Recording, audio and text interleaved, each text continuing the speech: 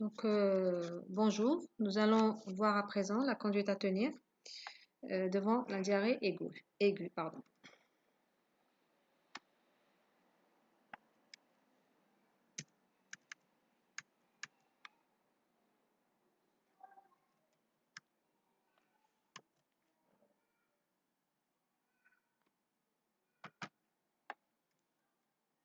Donc, quels sont les objectifs pédagogiques? Donc, tout d'abord, connaître la définition de la diarrhée aiguë. Ensuite, rechercher les étiologies de cette diarrhée aiguë. Donc, en faisant un bon interrogatoire et en s'aidant des examens paracliniques. Et aussi, en dernier, donc, il faut savoir adapter le traitement selon les étiologies. Donc, une diarrhée, elle est le plus souvent bénigne et elle survient souvent à l'occasion d'épidémies hivernales de gastro-entérite aiguë. Cependant, il y a des médicaments, des bactéries, des virus et d'autres parasites qui sont aussi responsables de ces diarrhées aiguës. Ces diarrhées aiguës, même si elles sont le plus souvent bénignes, on doit les prendre au sérieux dès lors qu'elles durent plus de 3 à 4 jours. Dès qu'elles dépassent les 3 à 4 jours et qu'elles s'accompagnent de sang et de glaire, d'une fièvre supérieure à 39 ou d'une déshydratation. Et surtout, cette déshydratation, elle est d'autant plus grave qu'elle peut toucher les enfants, d'autant plus grave lorsqu'elle touche les enfants, les vieillards et les sujets malades. Donc là, il y a un grand risque de complications plus sévères. Donc, comme définition, la diarrhée est l'émission de plus de 3 sels de consistance très molle à liquide par jour. Et on la qualifie d'aiguë lorsqu'elle est d'apparition brutale et qu'elle évolue depuis moins de 2 semaines. Comme caractéristique clinique, donc la diarrhée aiguë peut varier. Elle peut prendre l'aspect cholériforme, donc elle est aqueuse. C'est ce qu'on voit donc dans le choléra. Donc c'est une diarrhée infectieuse. L'évacuation de glaire et de sang, parfois sans matière fécale, définit le syndrome dysentérie qu'on retrouve dans les infections parasitaires. Les douleurs abdominales, les vomissements, la fièvre peuvent être présents dans un cas sur deux, avec parfois des signes articulaires ou cutanés. Donc, pour les étiologies, nous avons les étiologies qui peuvent varier de la simple gastro-entérite aux infections bactériennes et parasitaires. Donc, la diarrhée, elle est souvent le symptôme d'une infection gastro-intestinale qui est due à diverses bactéries, virus ou parasites.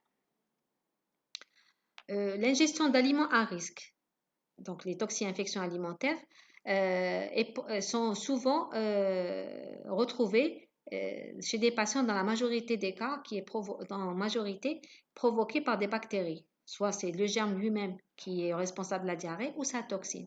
Alors donc ces toxi-infections alimentaires sont surtout secondaires à l'ingestion de pâtisseries, de viande de bœuf surtout hachée, qui sont infestés par la bactérie. C'est les plats cuisinés devant les aliments ayant séjourné à l'air ambiant, le poulet, les produits laitiers non pasteurisés. Tous ces éléments, tous ces facteurs sont des vecteurs d'intoxication et d'infection par les germes, comme la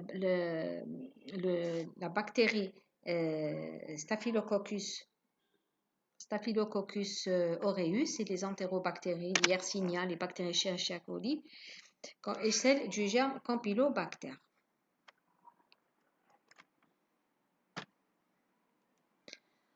Les gastro-entérites aiguës sont principalement d'origine virale, donc dû au rotavirus, calcivirus, l'astrovirus, adénovirus, etc. et représentent souvent un phénomène passager. Elles peuvent céder cependant spontanément et l'agent causal alors n'est pas recherché. Donc ça dure 3-4 jours et donc le malade guérit avec un traitement symptomatique. Les gastro-entérites virales se traduisent souvent par une diarrhée, de la fièvre, des vomissements, des douleurs abdominales, des maux de tête, des céphalées, donc des douleurs musculaires, parfois un catarrhe ORL qu'on retrouve souvent chez les enfants.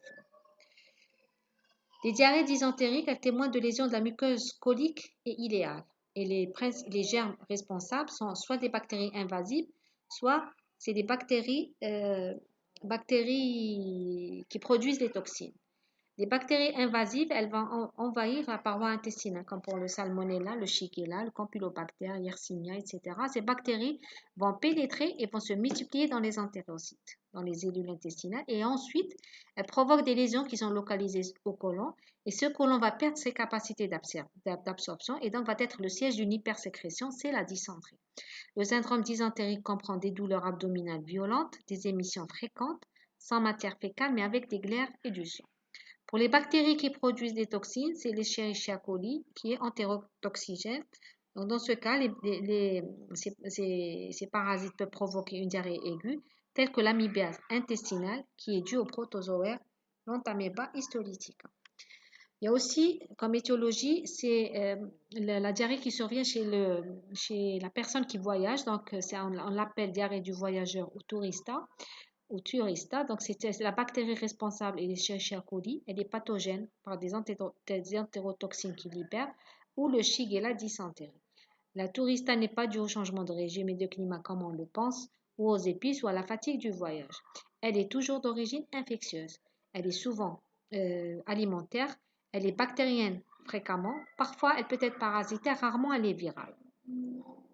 Donc, les virus responsables, c'est le rotavirus, les salmonelles, Shigella, etc. Les parasites. Ensuite, on a la diarrhée qui survient suite à la prise de médicaments. Donc, c'est la diarrhée aiguë médicamenteuse qui est liée donc, à la prise d'antibiotiques. On appelle donc diarrhée des antibiotiques. Donc, tous les antibiotiques peuvent donner une diarrhée. Et environ 10% des personnes qui sont sous antibiotiques vont subir la modification du transit intestinal. Pourquoi? Parce qu'on va avoir donc une modification de la flore bactérienne. La diarrhée survient pendant le traitement et peut durer jusqu'à 2 mois après l'arrêt du traitement. Donc, elle est due à la capacité de fermentation du microbiote colique partiellement décimé, s'en trouve amoindri, provoquant la diarrhée. Donc, on a une modification de la flore bactérienne. Et donc, qui dit modification de la flore bactérienne, donc les moyens de défense vont être amoindris. Et donc, justement, ceci va favoriser l'apparition d'une diarrhée. Parfois, celle-ci elle est provoquée, donc la diarrhée est provoquée par la prolifération opportuniste de germes pathogènes qui peuvent être identifiés en culture bactériologique des selles, donc après une coproculture, notamment le Clostridium difficile, qui peut provoquer une forme sévère de colite qui est dite colite pseudomembraneuse. C'est une diarrhée qui est abondante, le malade est fébrile, l'état général est dégradé. Ou bien, c'est donc secondaire, un médicament, donc le Klebsiella oxytoca qui est responsable d'une colite hémorragique. La diarrhée aiguë médicamenteuse est liée à la prise d'anti-inflammatoires non stéroïdiens, de la colchicine et de certains médicaments de chimiothérapie, etc. Donc, elle peut être les antibiotiques, les anti-inflammatoires non stéroïdiens, la colchicine. Il y a aussi beaucoup de médicaments qui peuvent donner une diarrhée. La diarrhée aiguë dite ischémique, elle survient chez les patients qui ont un risque vasculaire et donc qui sont le plus susceptibles de souffrir par défaut d'oxygénation de la muqueuse intestinale. Donc, c'est des malades qui présentent des cardiopathies, qui présentent donc des affections ischémiques. Donc là, peut survenir chez eux une diarrhée qui est dite ischémique. L'entéropathie chronique, donc la diarrhée qu'on peut retrouver dans les maladies inflammatoires chroniques de l'intestin, comme la maladie de Crohn, la RCH. Là, donc, c'est tout un tableau. Et donc, sachant que ces affections, ces maladies inflammatoires intestinales peuvent se révéler par une diarrhée aiguë, alors qui est donc d'origine inflammatoire. Donc, c'est au cours de l'évolution de cette diarrhée et au cours des changements qui peuvent survenir, donc on peut se retrouver face effectivement à une diarrhée aiguë qui n'est pas bénigne, mais on est beaucoup plus devant une miquille. Les situations à risque de gastro-entérite, c'est-à-dire là où on est susceptible de développer une gastro-entérite, c'est lorsque le voyageur est en zone d'endémie, donc il s'expose à des parasites comme l'amibiase, lorsque on vit en collectivité, donc la vie en collectivité, lorsqu'il y a la notion d'ingestion d'aliments douteux, lorsque les malades sous antibiotiques sont considérés comme des malades vulnérables, surtout s'ils ont déjà eu des diarrhées aux antibiotiques par le passé. Donc là, il faut être prudent chez ces patients. Les patients qui sont immunodéprimés, donc qui sont plus à risque de diarrhée infectieuse, donc immunodéprimés, soit sous chimiothérapie, soit sous immunosuppresseurs, soit des maladies qui donnent vraiment une immunosuppression. Chez les nourrissons, les personnes âgées et celles ayant des pathologies cardiaques, ou un diabète sont parmi les plus à risque vis-à-vis des conséquences graves d'une diarrhée aiguë. Donc, notamment surtout par la déshydratation qu'ils peuvent entraîner. Les examens paracliniques, donc devant toute diarrhée, il faut faire une analyse des 16 standards, donc la coproculture, à la recherche d'entérobactéries, notamment le salmonella, le shigella, campylobacter yersinia. Donc, c'est des pathologies qu'on retrouve beaucoup plus en médecine, au cours des maladies infectieuses.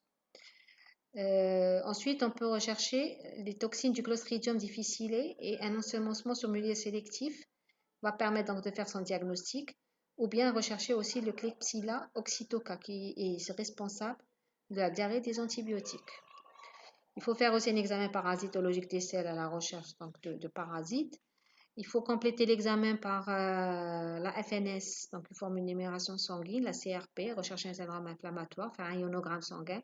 Donc là, l'ionogramme surtout pour voir s'il y a un retentissement de la diarrhée, des vomissements qui peuvent accompagner la diarrhée. Donc la FNS pour voir s'il y a vraiment un retentissement important. La CRP pour voir si c'est pas faire la part des choses entre une diarrhée aiguë bénigne et une diarrhée beaucoup plus ce serait beaucoup plus une diarrhée d'origine inflammatoire. Si on voit que la diarrhée persiste, demandez une rectosigmoïdoscopie qui permet un examen visuel des parois du rectum, du côlon sigmoïde, du côlon gauche, afin de vérifier l'état de la muqueuse et si on retrouve des lésions, donc effectuer des biopsies. Donc, l'évaluation clinique, donc elle doit rechercher donc, des signes de déshydratation, soit précoces, soit tardifs. Les signes de déshydratation précoce, donc qui signent la déshydratation extracellulaire, c'est lorsque le patient se présente avec une peau sèche, avec le pli cutané, donc qu'on recherche cliniquement. Lorsque le patient a des yeux cernés, hypotoniques, une tension artérielle basse, pincée, lorsque l'hématocrite est élevé et lorsque les protides sanguins totaux sont élevés. Et la déshydratation tardive, donc intracellulaire, c'est lorsqu'il y a une perte de poids, il y a la soif, la sécheresse des muqueuses, la dyspnée, la fièvre, les troubles de la conscience et l'hypernatrémie. Le traitement d'une diarrhée aiguë, donc, il comporte toujours des recommandations d'hygiène. On avait dit que c'est une diarrhée qui est donc diarrhée aiguë, souvent bénigne, donc nécessite donc au préalable toujours en prévention donc un lavage des mains, ne pas partager des objets de toilette ni les couverts, donc puisqu'on a vu qu'elle peut survenir, des gastro-entérites peuvent survenir au cours de la vie en collectivité. Le volet le plus important, c'est justement la réhydratation. Cette réhydratation, donc ce sera une diète hydrique de 24 à 48 heures, donc uniquement des boissons abondantes, par exemple une préparation sucrée et salée ou bien du Coca-Cola sans caféine, ou bien donner des solutions de réhydratation orale chez l'enfant et les personnes âgées pour combler justement les déperditions en eau. Dans ce cas, l'alimentation conseillée, c'est l'ingestion de bouillon salé en abondance. C'est pourquoi salé? Parce que quand on prend donc un aliment salé, généralement on a soif, donc on boit. Donc c'est une manière de favoriser la réhydratation. C'est des repas légers contenant du riz, donc des pommes de terre, des pâtes, de la semoule, des légumes cuits, des viandes maigres, donc tout cela pour traiter la diarrhée. Éviter les repas copieux, le lait, les produits laitiers, parce que on peut avoir une intolérance au lait. Et les aliments riches en fibres et qui ne sont pas pelés. Le traitement symptomatique de la diarrhée, donc en cas de gastrite virale banale, c'est les pansements intestinaux, donc les adsorbants et les topiques. C'est la smectine, tout ce qui peut aussi le charbon. C'est les ralentisseurs du transit ou antidiarrhéiques comme le loperamide. C'est les antisécrétoires en cas de signes digestifs et généraux euh, comme les anti-H2. Il faut se méfier des ralentisseurs du transit qui sont contre-indiqués si la diarrhée elle est hémorragique ou si on a une fièvre élevée. On peut tomber dans le cas par exemple d'une RCH ou d'une maladie de Crohn. Là, il faut faire attention parce que les ralentisseurs du transit sont contre-indiqués. On donne donc en cas de fièvre des antipyrétiques, donc type paracétamol, des antispasmodiques, donc on donne les antalgiques, des antiémétiques devant des vomissements, etc. Donc, un traitement symptomatique. Le traitement causal, donc on traite la cause de la diarrhée, de la maladie diagnostiquée. Donc, si c'est une MICI, ce sera un traitement donc spécifique à la MICI. Si c'est une diarrhée post-antibiotique, il faut arrêter les médicaments. Ou bien, donc, sinon, il faut arrêter tout pathogène qu'on découvre et qui est impliqué dans cette diarrhée. Par exemple, on peut donner un antiparasitaire comme le métronidazole, un antibactérien, par exemple, comme pour le Bactrim en cas d'amibiase. Une antibiothérapie probabiliste en cas d'infection bactérienne peut être tentée, mais elle peut être aussi modifiée, cette antibiothérapie, après les résultats de l'antibiogramme. Et je vous remercie.